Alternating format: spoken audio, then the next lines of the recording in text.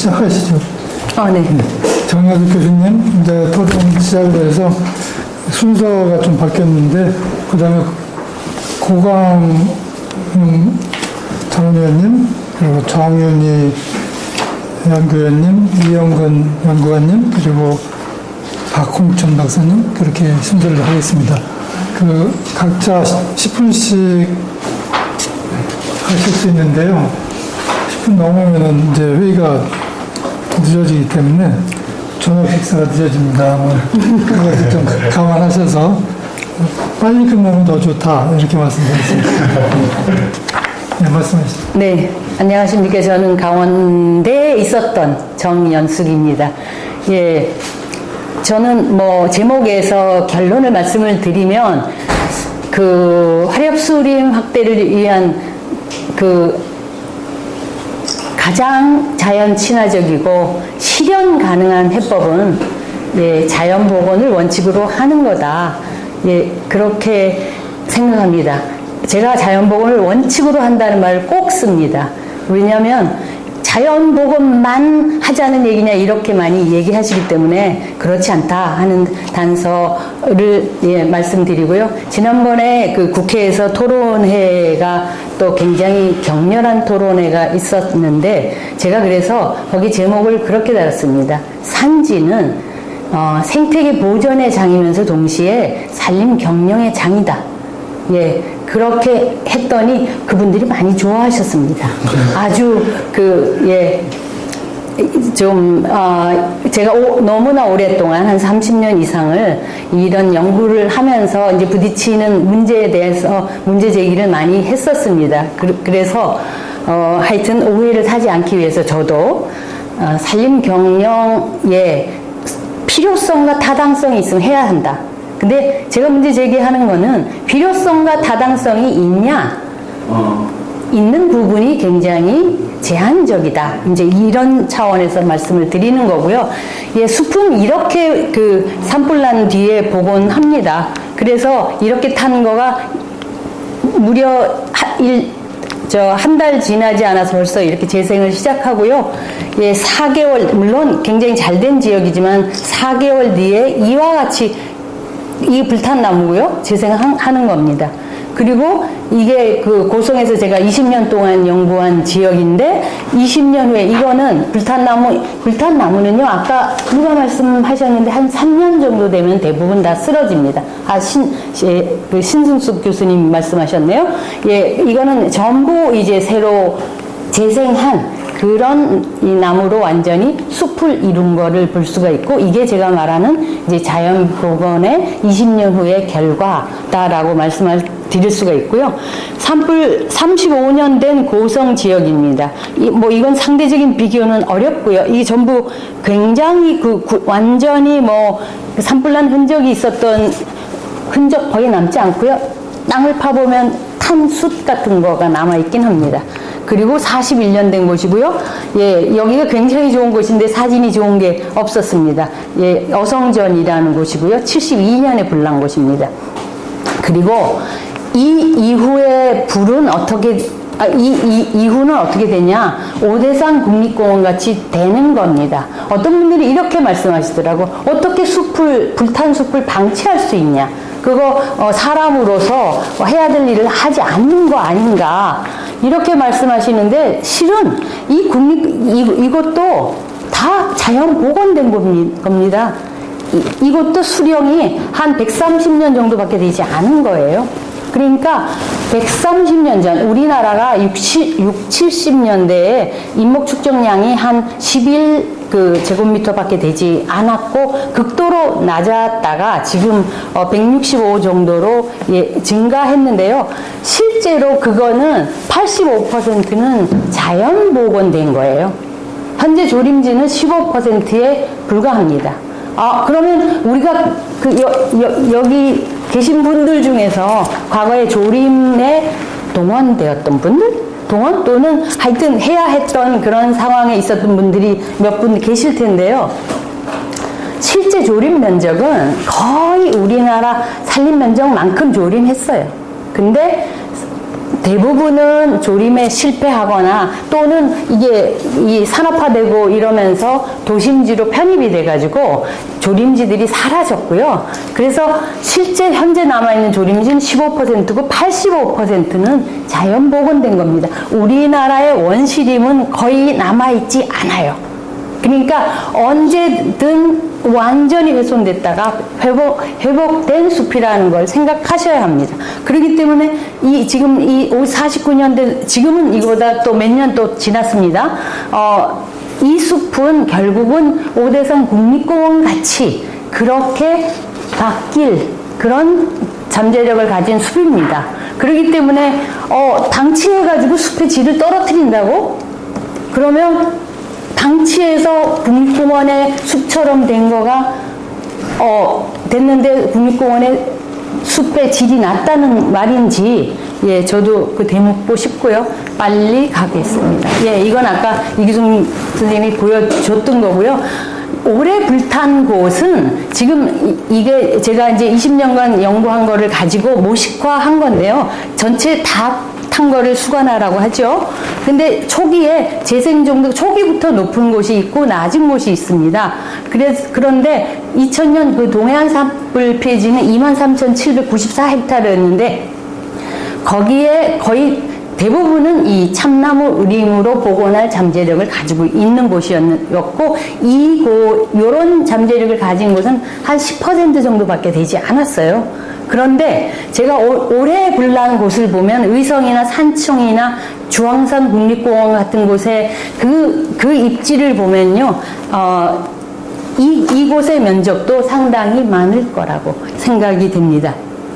지금 자연복원이니 인공조림이니 이런 논란은 저는 어떻게 이해하고 있냐면요, 우리나라가 96년 이전까지 100% 산불 피해지를 의무조림하도록 법에 되어 있었어요. 그랬기 때문에 그때까지만 해도 산림청, 지자체 아무 고민 없이 100% 조림을 했습니다. 그랬다가 이제 저항을 받기 시작한 거예요. 그러니까 그동안의 관행, 관성, 이거에 대해서 문제 제기가 되기 시작해서 그쪽은 그걸 방어하고 있고, 이제 저같이 자연보호를 해야 된다는 건 이게 자연의 방향이에요. 만약에 우리나라가 지금처럼 이런 그 경제 수준, 경제 대국이 아니라면 지금처럼 조림할 수가 있겠습니까? 당연히 자연보호를 하는 거죠. 그러니까 저는 자연보호를 원칙으로 해야 된다, 이렇게 말씀드리고 있습니다. 올해 그 고은사에서 그 드문스님이라는 분이, 저는 저분이 하는 얘기를 보고 저분이 숲속에서 오래 그야말로 돌을 익히면서 반생태학자가 되었다, 이런 생각이 들었어요. 그러니까 그곳의 입지에 맞는 나무는 그대로 둬야 그곳의 입지에 맞는 나무가 다시 살아난다.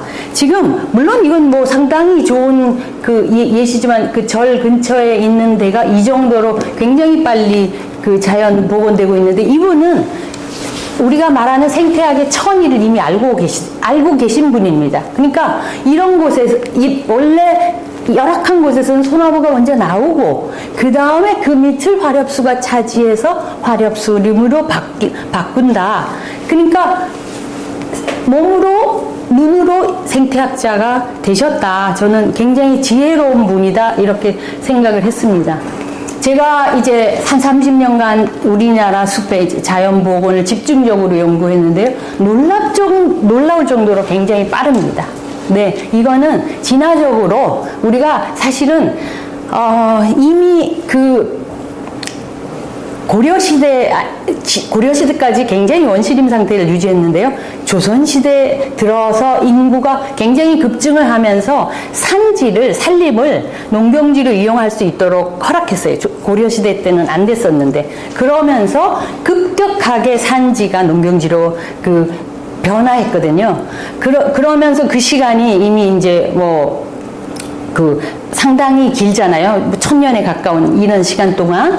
그러면서 굉장히 이 재생이 잘 되는 그런 그런 종류의 식물로 자연 선택되었다. 그런 거가 이제 그 외국에서도 해석이라서요. 저도 그렇게 해석하는데 굉장히 놀라울 정도로 빠릅니다.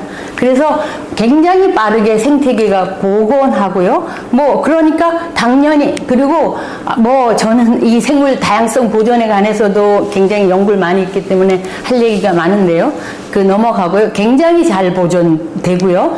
산불의 생물 다양성 측면에서는 사실 양만 줄어드는 거지 질적으로는 영향을 상당히 작게 받습니다. 예. 그리고요. 예. 복원된 숲은 자연적인 내화림이 되는 거죠. 내화림이 저는 왜 내화림을 심어서 복원하겠다고 하는지 도저히 이해를 할 수가 없어요. 그냥 자연 복원을 하면 내화림이 됩니다. 네. 그리고 토양 침식 방지에 굉장히 효과적이죠. 그런데 여기를 그 대면적을 인공 조림해서 복원을 하겠다고 하고요. 가장 제가 이제 오늘 그 질문으로 하려고 했던 거가 왜 사유림까지 무상 조림을 하냐고요. 아까 정은주 교수님 그런 말씀 하셨죠. 사유림 산주들이 왜 내 땅에 나무를 심는 거 방해하냐. 방해하지 않습니다. 자기 비용으로 나무를 심으면 됩니다. 근데 자기 비용 안 들여요. 국가에서 무상 조림을 해줍니다. 저는 이거가 지금 현재 논란을 야기하는 핵심 기저라고 생각합니다. 네. 그리고 경제림을 만들겠다. 예, 송이 생산을 하겠다. 송이는 생산되지 않고요, 조림에서. 지금까지 연구 결과는. 그리고 경제림을 만들겠다. 가능한 때도 있지만 대부분은 산불이 계속 나는 곳. 올해 그 의성 산청 그 지도들을 보세요. 그런 곳에서는 경제림을 조성한다는 거 저는 가능하지 않다고 생각합니다. 엄청나게 그 토사 침식을 이야기합니다. 그래서 뭐 이런 거 많이 보는 저는 이게 60년대 서울이었어요. 60년대 서울이었는데 벌목을 해가지고 그동안 수십 년 동안 토양을 회복시켜 왔는데 지금 불났다고 벌목하고 이래가지고 60년대 토양처럼 만들고 있어요. 과거에 이 그 조림 사업에 굉장히 노력했던 분들은 사실 토양 침식이 굉장히 중요한 동인이 되었거든요. 그 산림 그 치산치수의 그 배경이 이 토양 침식의 문제가 이렇게 심각했기 때문에 배경이 되었는데 오늘날 거꾸로 이렇게 만듭니다. 그리고 지금 태풍이 오니까 산사태가 굉장히 그 심해졌고요. 어떻게 해서 어떤 분들은 나무를 심는데 왜 토양을 훼손해요? 이렇게 질문하는 분들이 있어서 예, 임도랑 작업료를 내죠. 그 다음에 벌목을 하고요. 예, 실어내고요. 사면까지 다 들어가서 재생목도 다 제거하고요. 그리고 조림을 하죠. 그러니까 이 중장비가 투입되는 과정이 토양 침식을 심각하게 야기하는 거예요. 그래서 제가 아까 신승숙 박사님 발표할 때도 피해목이 있으면 좋냐, 없는 게 더 좋냐 이랬다는데 피해목을 제거하는 거가 공중에 날아와가지고 샥 제거하는 거 아니잖아요. 이 과정을 반드시 그 논의를 하려면 이 과정을 생각해야 돼요. 피해목을 제거하는 데 들어가는 이 과정을. 이거는 제가 했던 연구였고요. 예, 저도 11년 동안 이 반복적으로 그 연구를 했는데 저는 이걸 했어요.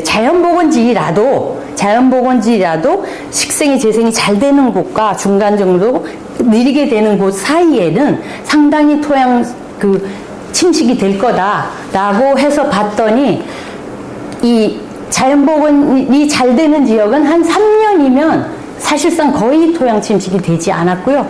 중이나 하하 같은 지역은 한 7년 정도 안정화되는데, 물리적으로 안정화되는데 한 7년 정도 걸린다.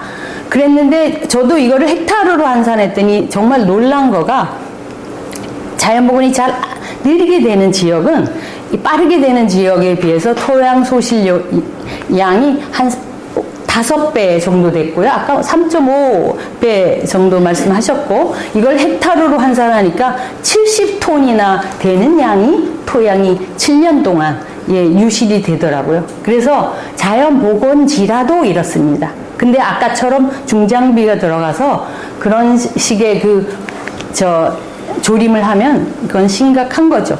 그래서 저는 최우선 고려 사항이 사실상 제가 처음에는 저는 식물학자입니다. 식물생태학자인데 처음에는 그 숲이 어떻게 복원되는가 이거에 주목을 해서 보다가 보니까 이게 숲보다 더 중요한 게 토양이다 라는 깨달음을 얻어서 그 토양 침식에 대한 그 연구도 이제 나중에 이어갔는데요. 제가 요새 이런 표현을 썼더니 이거에 호응하는 분들이 많아서 또 씁니다. 인공조림 이런 상태에서는 식물의 재생 소스가 남아있지 않기 때문에 사람이 투입이 돼가지고 그 나무를 심어서 가꿔서 복원하는 것이 맞았습니다. 저는 그렇게 생각하고요. 그리고 엄청나게 적극적인 캠페인이 성공해서 우리나라 숲을 복원시키는데 노력한 분들이 기관과 많은 분들이 참여하셨고요. 그래서 이때는 맞았지만 아니 이런 곳을 지금 이거 불탄 나무고 지금 재생한 건데 이런 곳을 조림하기 위해서 여기를 이렇게 저절로 엄청나게 훌륭하게 자연적으로 녹화가 되는데 여기를 나무를 심는다? 그러려면 저기에 목적의 타당성, 필요성이 있어야 된다. 제가 그걸 반복해서 얘기하는 거예요. 그리고 사유림, 조림, 해도 좋지만 해서 안 된다는 거 아니에요. 해도 좋지만 일단 임지 생산력이 경제림이 이런 그 목표하는 뭔가 산물을 심어서 가꾸는데 가능해야 되고요. 그리고 자기 비용을 들여서 해야 됩니다. 옛날에 이때는 비용을 들여서 해줘야 돼요. 왜냐하면 공익이 크니까요. 이때는 비용을 들여서 사유림이라도 왜냐하면 다 가난했잖아요. 사유림 산주 당연히 가난하고 그분들이 나무를 심어가지고 공익을 위해서 할 이유도 없으니까 당연했지만 지금은 이런 땅에다가 제가 보기에는 여기 분명히 사유지일 거예요. 저런 땅에다가 국가가 돈을 들여서 지금 해줄 이유가 없다. 그리고 제가 이제 또 그 중요한 연구 성과라고 저 스스로는 생각하는 거가 산불 초기에 그 재생 정도를 상중하로 해가지고 그거를 연구조사구로 만들어서 20년 동안 추적을 해보니까 처음이랑 완전히 비례적으로 숲이 발달해요. 그러니까 무슨 얘기냐면 이때 이걸 상으로 평가하잖아요. 그럼 이곳은 굉장히 빠르기도 하고 그 좋은 종당성도 높은 그런 숲으로 발달하고요. 느린 곳은 당연히 느립니다. 그래서 이런 초기에 평가해가지고 아까 이규성 선생님도 많이 강조했듯이 진단을 해야 된다. 진단. 그거를 이런 초기에 평가를 해가지고 경관 생태 측면이나 재해 방지 측면에서 아이고 죄송합니다. 화렵 수림 조성할 수 있는 곳을 선별해서 할 수 있다. 이건 넘어가겠습니다. 그래서 팩트 체크 넘어가고요. 제가 이제 짧게 이규성 교수님은 생각 중에 대부분이 제가 이제 동의하는 내용들이 많고요. 저는 아까 초기 진단을 해서 그 자료를 동해안의 도심 지역이나 낙동 좀 재난 위협이 높은 지역에다가 특히 그 기능도에서 그걸 반영하자 그거에 대해서 되게 동해에서 여기다가 써놨고요. 저는 2023년 그 강릉이 그 도심에 가까운 데서 불이 나면서 엄청 걱정이 많이 됐는데 강릉 시민이 저같이 걱정을 하는 분들이 얼마나 되는지 전 의문입니다. 그리고 신 박사님은 아까 제가 말씀드렸던 화재목 생태적으로는요 화재목이 있는 거가 재생이 더 잘 됩니다. 그런 연구도 했고요.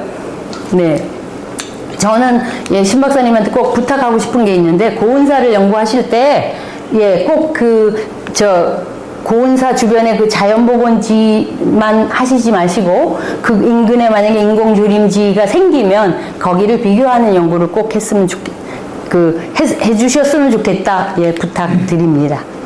그리고 예, 정은주 교수님은 예, 그 임학을 전공하셨죠. 그래서 화렵수를 꼭 심는다고 표현하세요. 그러니까 제가 느끼는 건데 이제 이 조림학을 하시는 분들은 뭐든지 끝은 심다로 끝나요.